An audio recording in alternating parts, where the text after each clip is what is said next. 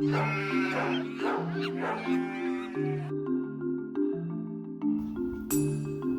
guys, Elaine here, the Animal Reiki Lady. Good morning, good afternoon, good evening, wherever you happen to be in the world. Thanks for joining, and yep, it's time for another reading. For those of you who may be catching a video for the very first time, my name is Elaine. I am an Animal Reiki Master, and I help people build deep spiritual connections with the animals in their lives. And I want to give you a little bit of backstory about that before I give this reading for Macy. I want to just tell you a little bit because I get questions about it all the time. So I get questions like, where does this information come from? How did I start to receive information like this from animals? And so I'm just going to give you just a quick little backstory. So I was trained as a traditional Reiki practitioner and eventually Reiki master. And Reiki is just a Japanese system. It's a set of techniques for stress reduction.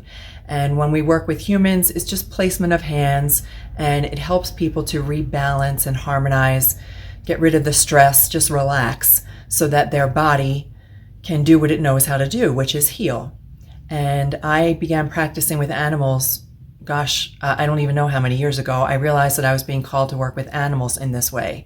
And what we do is help animals to do that same thing. So animals who are stressed by injury, illness, situation, abuse, neglect, all of those things, we connect with them and help them to release the stressors of their bodies.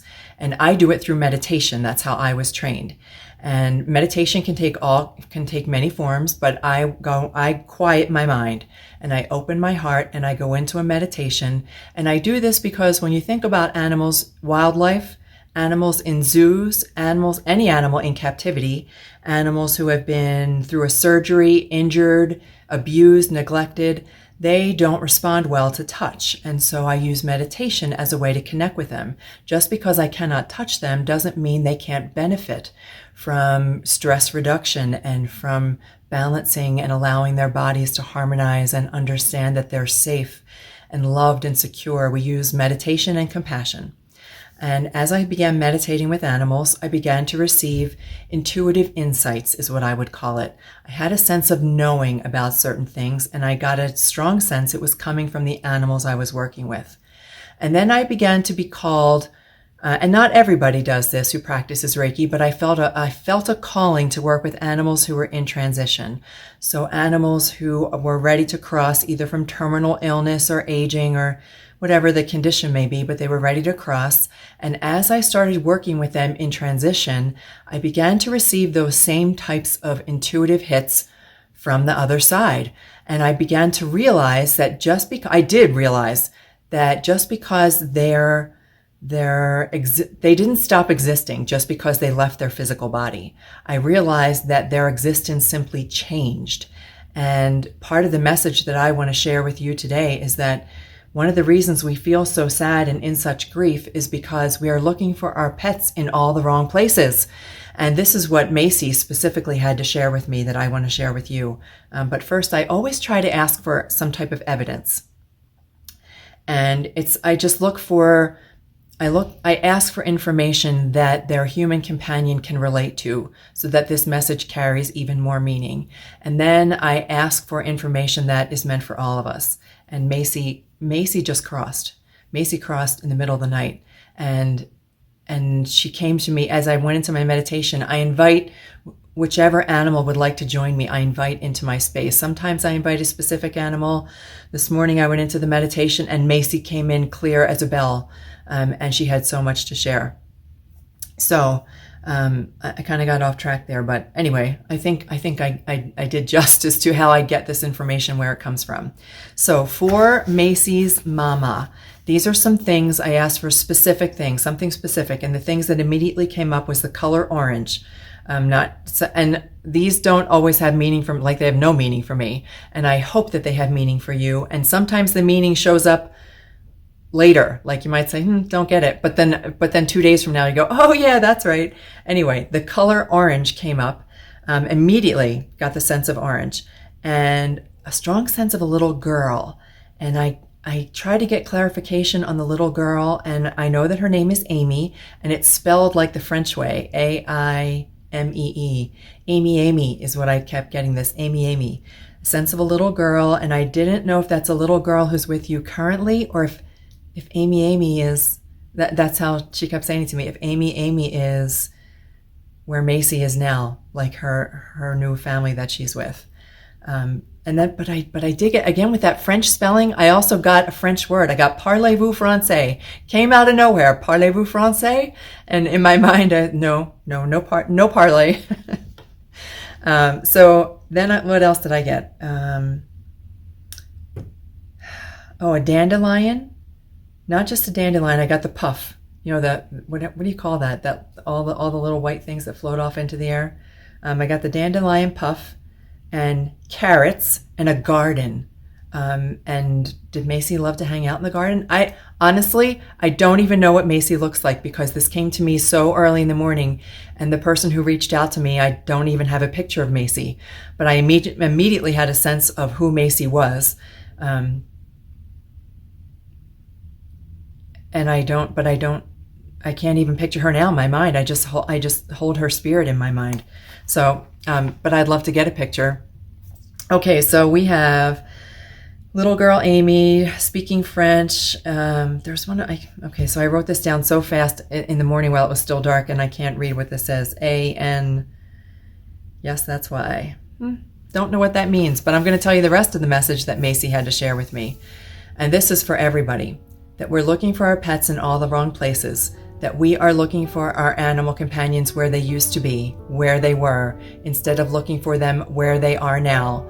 We feel such sadness and grief because we look for them where their little physical body used to be. We're feeling the loss of the physical presence where they used to be. And if we would just look where they are, that's why they ask me to share these messages with you. They want me to share with you the best ways that you can get in touch with them and see them where they are, which is now in a whole different place. And the number one way to do that is the hardest way. The number one way to do that is the hardest single thing to do, and that is through forgiveness.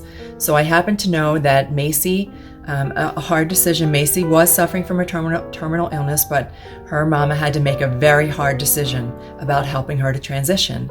And I have been in that place. I have been in that place, so I know. I help people as their animals are in transition too. I help them reach those difficult decisions. So I know that the number one thing to do is the hardest thing of all, and that is forgive. And it's self-forgiveness. And we talk about forgiveness all the time because forgiveness can go, the topic of forgiveness can go on and on and on forever. We hold ourselves in such judgment. We are so hard on ourselves. And it keeps us from being able to see where our animals are now. They want us to forgive ourselves. No pet, no animal has ever condemned a human being. Believe it or not, even with all the atrocities that we put on our animals, no animal has ever condemned a human being. We are the only ones who condemn ourselves. And so we need to forgive ourselves. Our animals, boy, they give me such a beautiful message of hope. It's just such a beautiful message of hope to learn to forgive. And you guys know, if you've seen any of my other videos, the number one way that I recommend for forgiveness is Ho'oponopono. It is the Hawaiian practice of forgiveness. And it was designed between enemies, so between those who were in conflict. And what you say, Ho'oponopono is just such a beautiful word. Ho'oponopono, Ho'oponopono, Ho'oponopono. Hold your hands on your heart just as you say that. You can go ahead and search for it on YouTube. You'll find hundreds of videos on Ho'oponopono and find one that resonates with you. And what it really means, if we were to translate that one beautiful phrase, it means, I'm sorry, please forgive me, thank you, I love you. All of that in one beautiful word. Just say, I'm sorry. Look at yourself. I can't tell if I'm looking at myself because I'm looking at the camera. Look at yourself in the mirror. Hard as that may be to do, it's going to take some practice. Look at yourself in the mirror and say, I'm sorry. Please forgive me. Thank you. I love you. I'll tell you right now, it's the most beautiful, amazing feeling to be able to say those words to yourself with feeling and with meaning, and feel that heaviness release from your heart. And when you can find even a little bit of relief through self-forgiveness, it opens the door for you to be able to see your animals where they are now.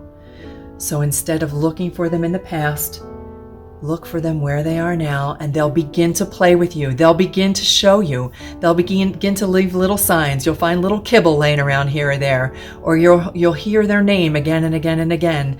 Or on Amazon, all of a sudden their favorite toy pops up, and then you find their favorite toy, and then you see it being thrown in the park. All these things, they try to get through to you any way they can. When you can start to see the messages they are sending to you, that's when you'll be able to start seeing them where they are. And then the more you let them in, the more they will show you how to stay in touch with them. They'll come to you in your dreams. You'll hear them. I know what it feels like for my Lucy to jump on the bed. Lucy, who crossed in August of 2020.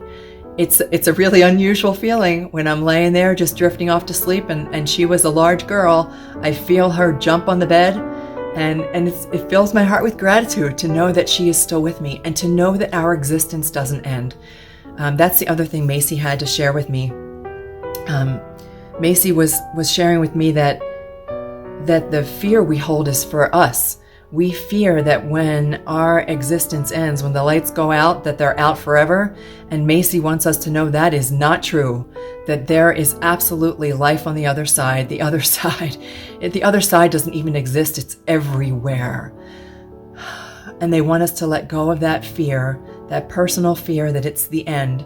And they will show you again and again and again, and they will never stop trying. They will never stop trying to get through to you, to show you that life goes on in the most beautiful, amazing way, and you can connect with them even right now. Okay, so that is my message from Macy. I hope wherever you guys are in the world that you have a beautiful, amazing, wonderful day. I hope this message resonates with you. Continue to send me. I do all this because I love it. My main thing, like for Animal Reiki, is to teach this. I hold classes around the world and online. So I love being able just to jump on here and do this for you guys. So may the animals continue to light your way, and I will see you again next time. Take care. Bye.